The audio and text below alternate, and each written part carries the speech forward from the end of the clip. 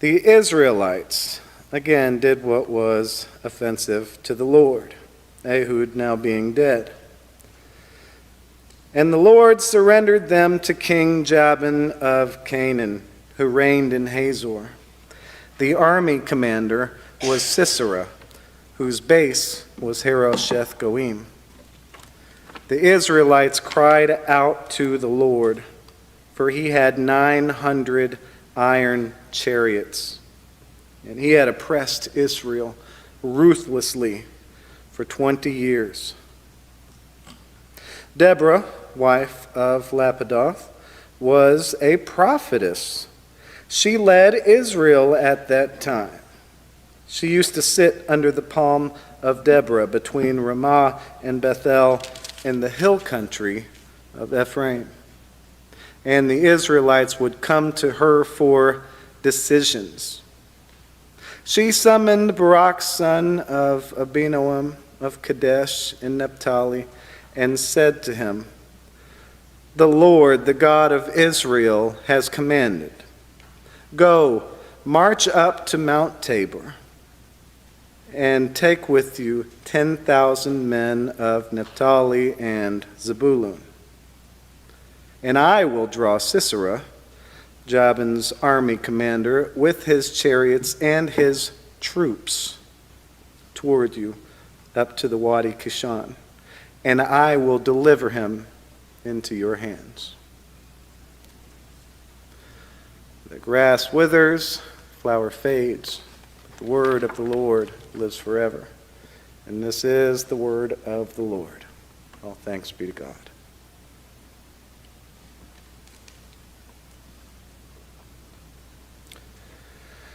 Well, going forward today, we have jumped from Joshua into Judges.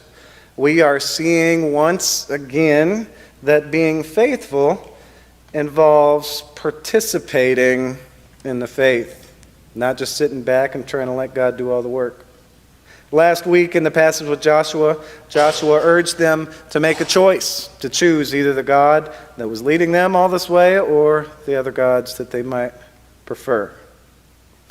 Today, we are seeing what they've gotten themselves into and the choice they've made. In Judges, we're still in the Deuteronomistic history of the Bible, so like we talked about last week, that carries with it this certain theology of a cause and effect, reward and punishment happening in this life as opposed to in the next life or however other ways that could be interpreted. Here it's very literal. It's in this life. And so we are seeing things go very well for Israel when they're faithful, and things go very poorly for Israel when they're unfaithful. When they're unfaithful, they're doing what is offensive to the Lord. They're following other stuff in the place of God. Things don't go well for them.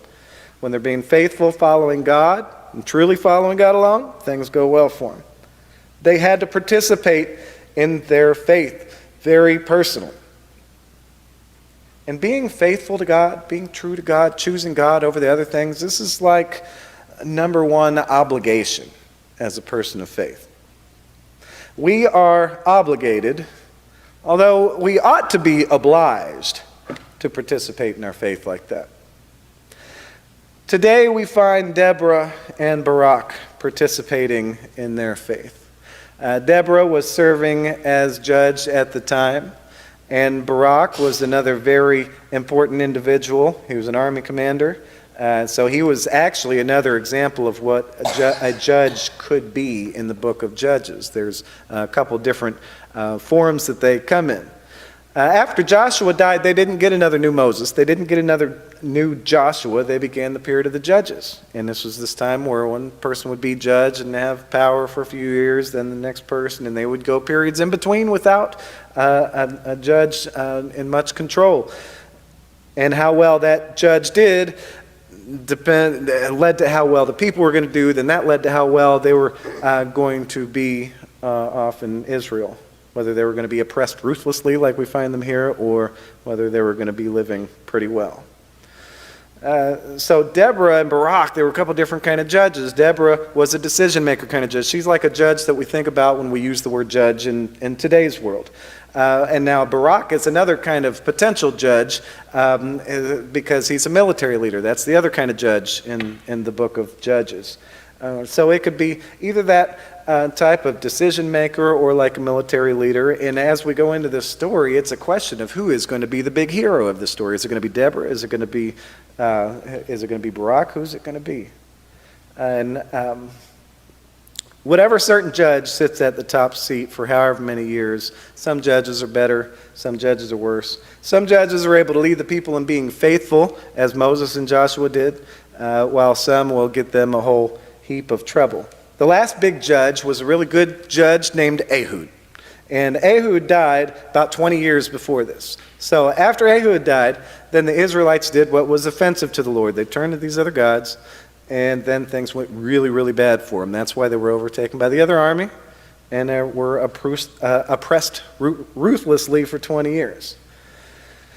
So after that had all been taking place and life's been awful under King Jabin and General Sisera, under a very serious army, they needed a change. They needed something new. The army they were facing was at the height of military and technological power, like the absolute height. Special attention in the scripture tells us that King Jabin and Sisera had an army of 900 iron chariots. And we're talking about the Iron Age. So talking about 900 iron chariots during this time would be like in today's world. They've got tanks, they've got planes, they've got bombs and missiles. They might even have biological and nuclear weapons. They had the gods of war with them, and I don't just mean the literal idols, the statues and things that they worship, but I mean the gods of war as in military might and technology, things that we really believe in when it's time for war, and they kind of become godlike in a sense. Well, that's what they had. This was something to go up against. They had those gods. And Israel and whatever military might they'd built up at this time, there is no way that they would be able to reckon with those gods that the army of Canaan had. Now that is, of course, unless you consider the God that was with them, the Lord, who delivered them from Egypt. Their God who led them through the wilderness and through their conquest to the promised land. And that's where we're picking up in the story today with Deborah, when we, with the people of Israel, are pausing in this moment of a really rough time to turn and consider the Lord. Again, Deborah was a leader that folks went to at the time for decision making. She was a prophet, so she spoke God's words. It was someone they could go to for that kind of leadership from the Lord and actually hear God's voice. And she summoned Barak to come and hear the word of the Lord, and Barak listened. He knew Deborah was someone that could speak to him some words from the Lord, some words that would be very valuable for him to hear. And she did. In response to Barak humbling himself and listening to her as he was called to do and turning to the voice of God for guidance, in response to that, God responds through Deborah with the promise to deliver Israel from King Jabin and Sisera's army, to deliver that army into the hands of Israel. Unfortunately, our reading cuts off there. That's all we get in the reading, just a little clip of the story.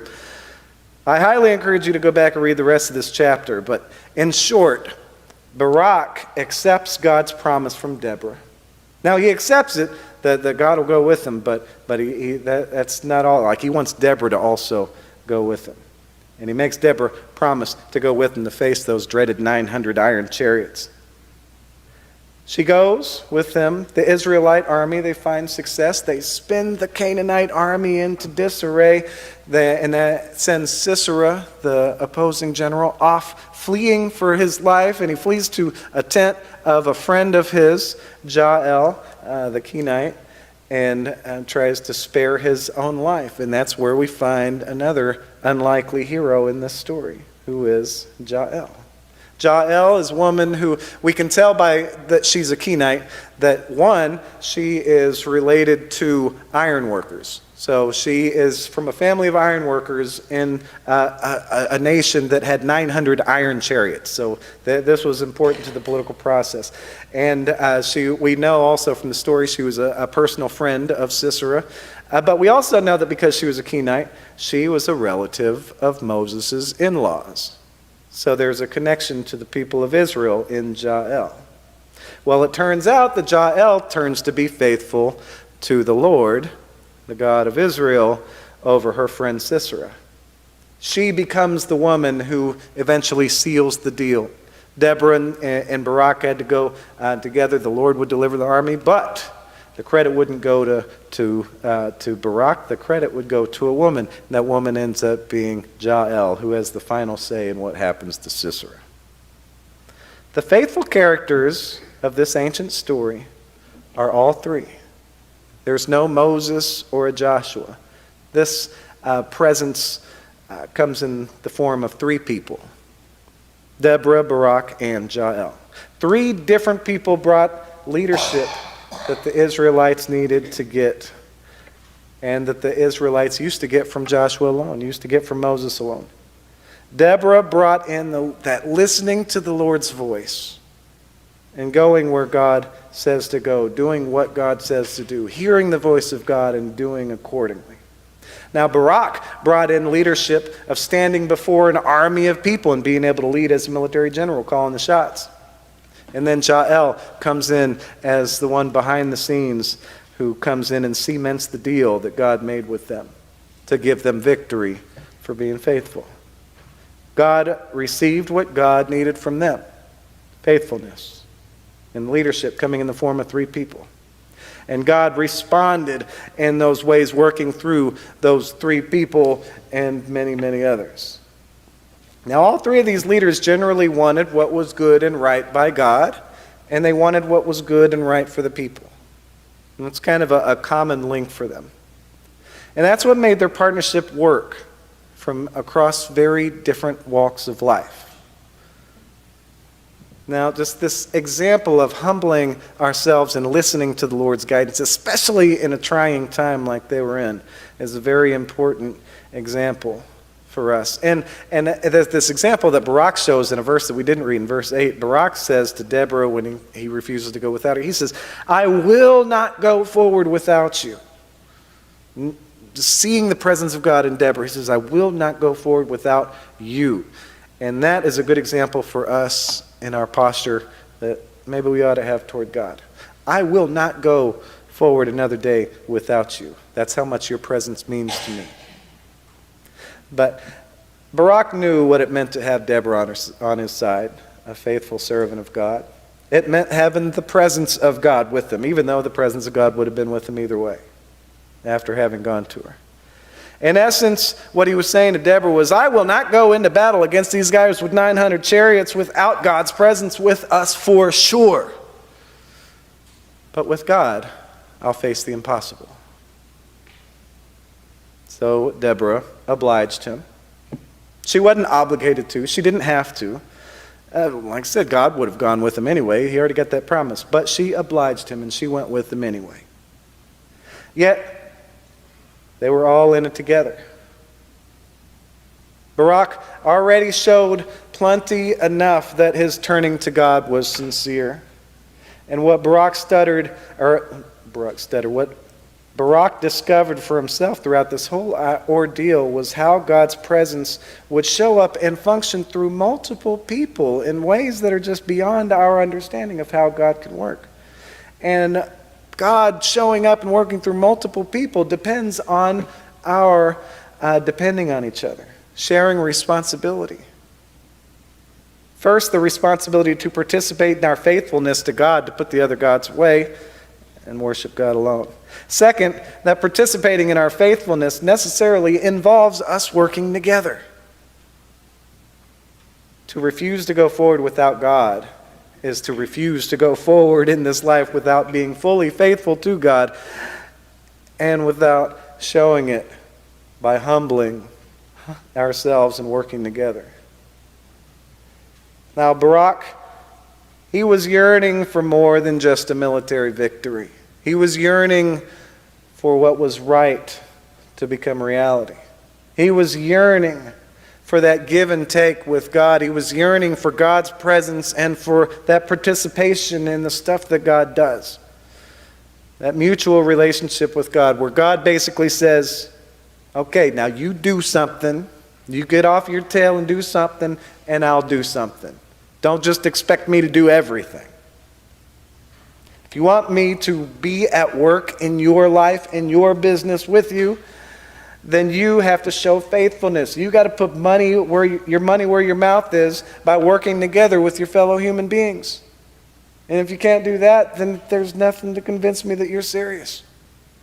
In this relationship, we have to participate with God very personally. And we have to participate together and with God to be a part of God's process of giving life in this earth. We have to put away our allegiance to that other stuff that does not lead us in the same ways that the Lord does. Whether those idols come in the form of little figurines, big statues, wondrous technology, military might, whatever else. In this relationship with God, these national lines that we draw, these cultural lines that we draw, all the kinds of dividing lines that we draw between each other, they start to get fuzzy when the light of God shines on them. And all of a sudden we find ourselves a little more able to work together. Like the parable of the talents demonstrates for us, as Jesus told it, with what we have been blessed to receive by God, God wants us to do something with it. The one with 5 talents works to increase that 5 to 10. The one with 2 talents works to increase that size to 4. The one with 1 talent does nothing. He buries it in the dirt and tries to keep it safely there and untouched. The message, the light that we have received from God, the love that we have received from God is meant to be shared. It's not meant to be buried underground for safekeeping. It's meant to be worked with. It's meant to be shared with the world. It's meant to produce life, produce more and more of us human beings to be transformed by light and love. Now with that parable of the talents, the message here in the 4th chapter of Judges, of this military story that's all about being faithful to God and God working through these various leaders of the faith coming together, working humbly together, and God resolving things and coming to play in unexpected ways. The message here in the 4th chapter of Judges, well, it's actually wrapped up very nicely in the 5th chapter of Judges. So at the end of this, they receive victory. Israel receives victory. Deborah and Barak, by working together, and by working with Jael, and by working with the Lord, they find themselves victorious over King Jabin and Sisera in those 900 iron chariots. Deborah and Barak then sing a song of victory throughout the chapter 5. And in that song of victory, they sing of God's glory, responding to God's participation in their lives as they participated in God's greater orchestration. In a few lines of that song, Deborah and Barak sing, "Let locks go untrimmed in Israel. When people dedicate themselves, bless the Lord.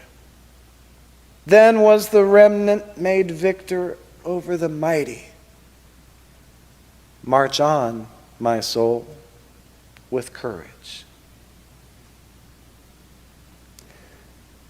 In other words, blessings from the Lord are at their height when we participate in the faith, when we dedicate ourselves to the Lord above all else, when we work together with each other as we are working with God. May we be more than obligated. May we be obliged to give ourselves to God fully, to participate with God fully, and with each other fully, with humility. And may all people be blessed and transformed by the light and love God gives.